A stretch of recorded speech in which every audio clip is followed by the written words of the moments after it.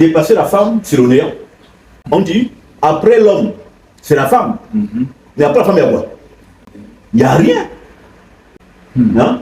La femme est un zéro, tout rond. La femme n'est rien. Mais dans le rien, là, il y a tout. Qu'est-ce qui est plus grand? Le tout ou le rien? Rien, non? Rien est plus grand que le tout.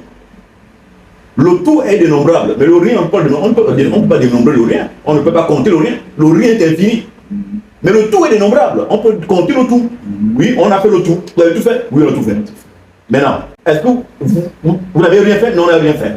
Comptez ce, ouais. Mais comment on fait? Non, maintenant on en compte ce qu'on n'a rien fait. Hein? Donc le rien est absolu. Et le rien, c'est le zéro tout rond de la femme. Et boum. Hein? C'est la cavité vaginale. C'est un rien. Et c'est dans la vanité qu'il y a le goût et la joie de vivre. Les bois de nuit, les femmes. On aime tout ça. Le manger, le boire. C'est ça la vanité. Et on aime. C'est ce qui nous fait vivre. Pas de vanité, pas de joie de vivre. Parce que c'est dans la vanité qu'il y a la joie. Maintenant, il faut choisir les vanités qu'on accepte de pratiquer dans sa vie de tous les jours. Que Tareyo Naneyo reçoive toute la gloire. Amen. Dans la présence du Seigneur des esprits, que nos ancêtres soient glorifiés. Amen. Amen. Le pénis est un roi. Un roi qui a un trône. Et le trône a une chaise à combien de pieds? La cavité vaginale a combien de pieds? 4. Et 4 pieds là, c'est les 4 quoi? Parlez-moi bien, c'est l'école. 4 lèvres. Bon, c'est pas toi qui dois parler, c'est les femmes maintenant. 4 lèvres, non? Et les grosses lèvres et les petites lèvres. Les grosses lèvres représentent les pieds du devant. Hein? Et les petites, les pieds du derrière. Hein? Voilà. Et c'est dedans que ça soit tonton pénis.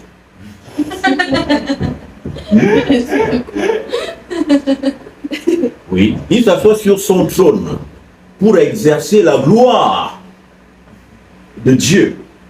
Et lorsque tonton pénis s'assoit sur son trône, il doit s'asseoir sur le trône étant décoiffé. Étant décoiffé de quoi? Étant décoiffé de ce qui cache sa couronne, qu'on appelle le prépuce, qui est le chapeau qui cache la couronne du roi. Il faut enlever ça, parce que quand le roi s'assoit, il doit s'asseoir avec une tête couronnée. Donc quand un pénis doit pénétrer les fesses d'une femme, il doit s'agir d'un homme circoncis. Hein?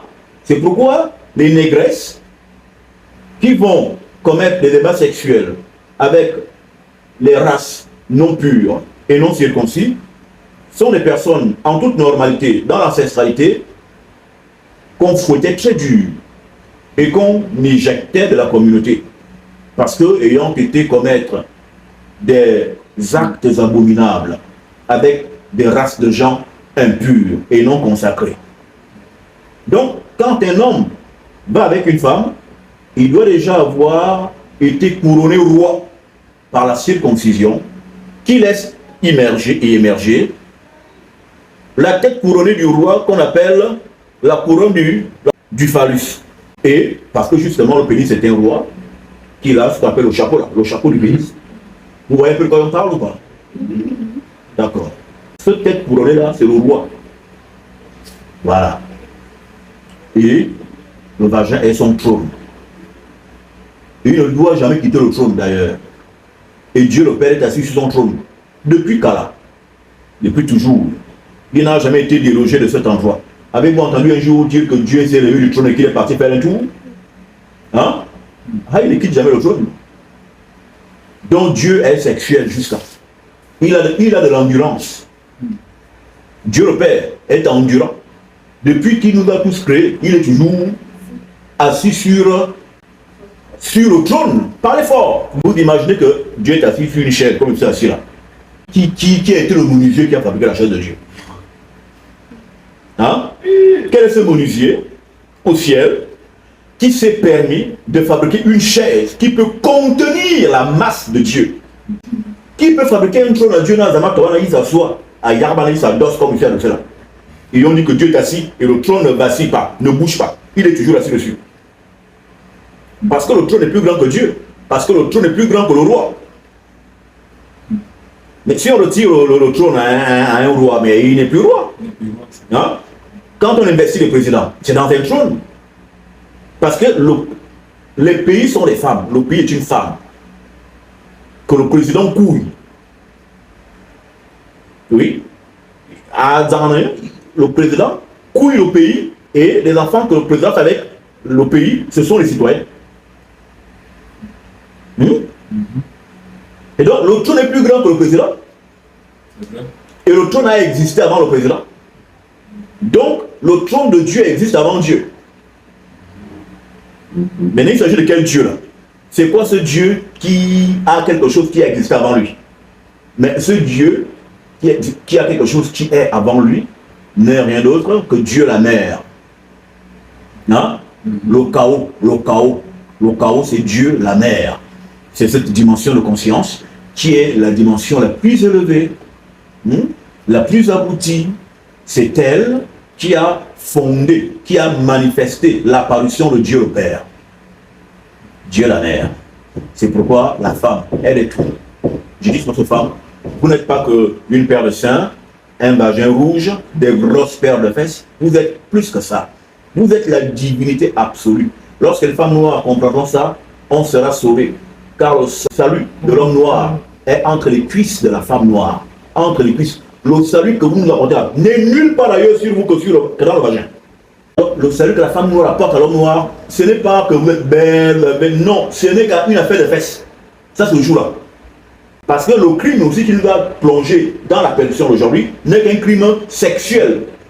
Où le chérubin, jadis Ongola, jadis Congo Elitrus, a décidé de piner Awa, Ève. Et c'est ça le crime, c'est le sexe.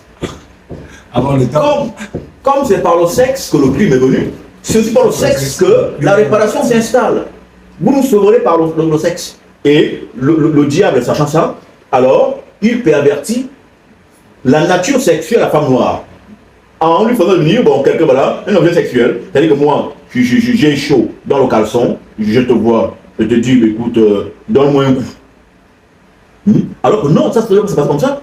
La femme noire, c'est vous êtes le lieu du sacerdoce. Vous êtes le sanctuaire de Dieu. Domine et qui? Vous êtes des sacrés, des sacralités. Un homme qui te touche, même avec la main, doit être pur pour commencer. La femme est une pureté absolue. C'est pourquoi dans certaines traditions, on ne touche pas la femme. Bon, eux, ils pensent que parce que la femme est impure. Mais non, la femme, c'est le sanctuaire de Dieu. Hein? C'est le sanctuaire. Et quand la femme est en règle, on dit qu'elle est impure. Mais en fait, elle est dans la phase du renouvellement. Hein? Elle est dans la phase de du jugement. Le jugement qui la fera sortir de là justifiée. Donc, lorsque on dit que la descendance de la femme écrasera que du serpent, mais la descendance de la femme, c'est quoi? Et les enfants, non? Et on fait les enfants où? Mais aux fesses? Faut parler, on est à l'école. On fait les enfants où? Aux fesses. Dans le vagin, hein? Voilà. Mais alors, est-ce qu'on tombe enceinte comme ça parce que tu as prié, Seigneur Dieu, je veux un enfant et tu tombes enceinte? Hein? On bite. Et quand l'ambinda se fait, hein? On enceinte la femme et elle accouche. Le salut est dans le vagin, nulle part ailleurs. C'est pourquoi le vagin est la porte des dieux, la porte des dieux. Le vagin de la femme noire est la porte des dieux, sachant que les dieux sont noirs. Voici un dieu ici. Et c'est la seule femme au monde, d'entre les espèces des femmes qui existent, qui peuvent enfanter des dieux. Les autres peuvent enfanter des métis, mais celui qui enfante des dieux, avec le mélanine, c'est-à-dire la mélanine divine, il n'y a que la femme noire qui peut faire ça. Hein? Enfanter des noirs purs. Il y a la femme noire. Donc vous êtes des personnes exceptionnelles et le monde entier combat la femme noire. Oh non, elle fait trop d'enfants, il faut qu'on arrête de faire qu'elle fasse trop d'enfants. Oh la femme noire, si ça. Mais la femme noire, elle est le monde, c'est elle que tout le monde doit vénérer. Maintenant, qu'est-ce qui se passe? On a perverti la mentalité de la femme noire. Aujourd'hui, la plupart des femmes que j'ai parfois croisées quand je viens ici au pays, c'est que la plupart pensent qu'elles sont juste des vagins, voilà. Elles sont juste des entreprises sexuelles. Voilà. Là, elles te livrent le compte et toi tu donnes l'argent. Mais arrêtez! Vous n'êtes pas que des trous du cul. Oui, elles ont des trous, mais elles ne sont pas que ça.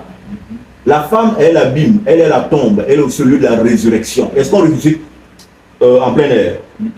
On ressuscite où? Dans une... Parlez-moi bien, on ressuscite où? Dans une tombe, non? Voilà. Donc, le vagin est le lieu de la mort, mais aussi le lieu de la renaissance, de la résurrection. On ressuscite dans une tombe.